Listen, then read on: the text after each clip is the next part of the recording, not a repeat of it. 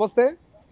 కాంగ్రెస్ ప్రభుత్వం ఏర్పడి దాదాపు 74 రోజులు పూర్తవుతుంది. కానీ నిత్యం నిరుద్యోగులు గత ప్రభుత్వంలో ఎగ్జామ్స్ రాసి ఇంకా ఆ పోస్టులకు ఇంకా వాళ్ళకు అపాయింట్మెంట్ ఆర్డర్స్ ఇవ్వక కొంతమందికి ఇంకా కోర్టులో కేసులు నడుస్తూ నిరుద్యోగులు నిత్యం రోడ్ల మీదకి వస్తున్నారు. గాంధీ భవన్ కావచ్చు, అటు సెక్రటరియట్ కావచ్చు, ఇక ముఖ్యమంత్రిని మంత్రుల్ని కలిసేటువంటి ప్రయత్నం చేస్తారు.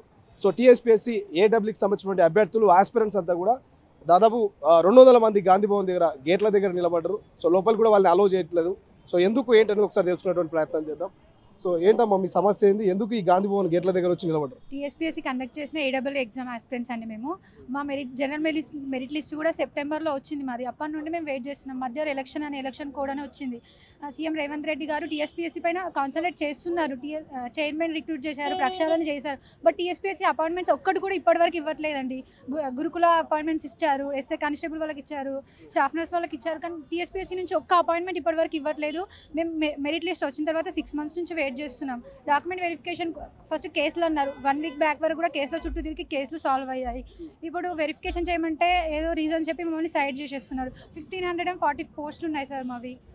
తొందరగా వెరిఫికేషన్ చేసి మాకు తొందరగా ఎలక్షన్ కోడ్ లోపు అపాయింట్మెంట్స్ ఇవ్వాలని మేము మా డిమాండ్ సార్. ఇప్పుడు అంటే ఏంటి ఇప్పుడు ఎంపీ ఎన్నికల కోడ్ పడితే మీకు ఇంకా లేట్ అవుతుంది అనేది మీ సమస్యనా?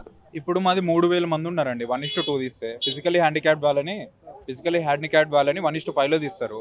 సో ఇంతమంది స్టాఫ్ కావాలంటే ఎలక్షన్ కోడ్లో వాళ్ళ టైంలో బిజీ ఉంటారు కాబట్టి ముందే పాసిబుల్, సర్టిఫికేట్ వెరిఫికేషన్ ముందే పాసిబుల్ కాబట్టి ఇప్పుడే ముందే చేసి డాక్యుమెంట్ వెరిఫికేషన్ కంప్లీట్ చేసి అపాయింట్మెంట్స్ ఇవ్వాలని మా విన్నతి అండి. సో కలిసిరా మంత్రులు ఎవరైనా కలిసే ప్రయత్నం చేసిరా? కలిసినామండి. అర్లియర్గా ఏమైందంటే మాకు మహిళా సమాంతర రిజర్వేషన్కి సంబంధించిన న్యాయపరమైన చిక్కుల వల్ల ఆగిపోయిందండి. మంత్రులను కలిసాము, వాళ్ళ దానికి సానుకూలంగా స్పందించి దానికి సొల్యూషన్ ఇచ్చారు. జియో తెచ్చారు. జియో నెంబర్ 3, జియో నెంబర్ 35 రావడం జరిగింది. దాంతోపాటు ఇప్పుడు నెక్స్ట్ అది క్లియర్ అయినాక మా డాక్యుమెంట్ వెరిఫికేషన్ కోసం మేము ఆగుతున్నామండి.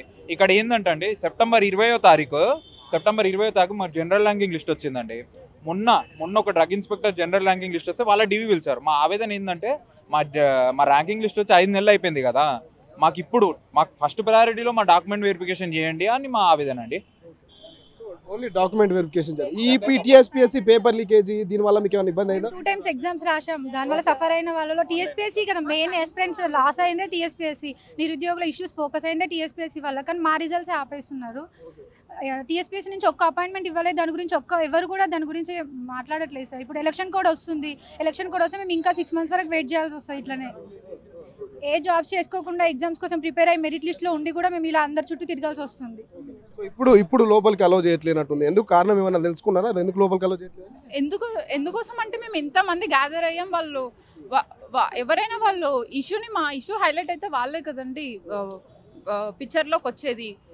మాది ఇప్పుడు ఎవరికి కనిపించడం లేదు. ఫస్ట్ థింగ్ మేము అందరం మా ఇష్యూ అనేది కనిపించాలి ఎవరికి. మాది టెక్నికల్ రిక్రూట్మెంట్ అవ్వడం వల్ల ఎవరికి కనిపించట్లేదు. అందుకని ఇంతమందిగా వచ్చి గ్యాదర్ అయ్యాం. ఇప్పుడు గ్రూప్ 4 మళ్ళీ జిఆర్ఎల్ ఇచ్చారు. మేము ఇన్ని రోజుల నుంచి ఇంతమంది చుట్టూ తిరుగుతున్నాం. మా టైం అంతా వేస్ట్ అవుతుంది. అదే టైంలో మేము వేరే దగ్గర ఇన్వెస్ట్ చేస్తుంటే ఎంత ప్రొడక్టివ్ ఉండేదండి. ఇక్కడ మాకు ఏ రిజల్ట్స్ రావట్లేదు. మా ఆవేదన అర్థం చేసుకోండి. మేము అసలు ఒక స్టూడెంట్కి ఒక 1 year 1.5 year టైం అనేది ఎంత ప్రెషియస్ అమౌంట్ అండి. అది మళ్ళీ మా టైంని తిరిగి తీసుకొస్తారా? గవర్నమెంట్ రీసెంట్ గానే ఏర్పడింది, అన్ని రకాల కార్యకలాపాలు నిర్వహిస్తూ ఉంది. సో కొంచెం టైం ఇవ్వచ్చు కదా మీరు గవర్నమెంట్ కూడా. ఇంకెంత టైం సార్? మేము సెప్టెంబర్లో జిఆర్ఎల్ రిలీజ్ అయింది. 5 months నుంచి తిరుగుతూనే ఉన్నాము. మాది ఇంకా లాస్ట్ ఫైనల్ స్టేజ్లో ఉంది. ఇంకా ఏ హడల్స్ లేవు, మాకు ఏ ఇబ్బందులు లేవు. మాది ముందుకు తీసుకెళ్ళడానికి అన్ని ఇష్యూస్ సార్ట్ అయిపోయినాయి. Just document verification carry out చేసి అపాయింట్మెంట్స్ ఇవ్వాలి. దానికి ఏం బాధ ఉందో నాకైతే అర్థం కావట్లేదు.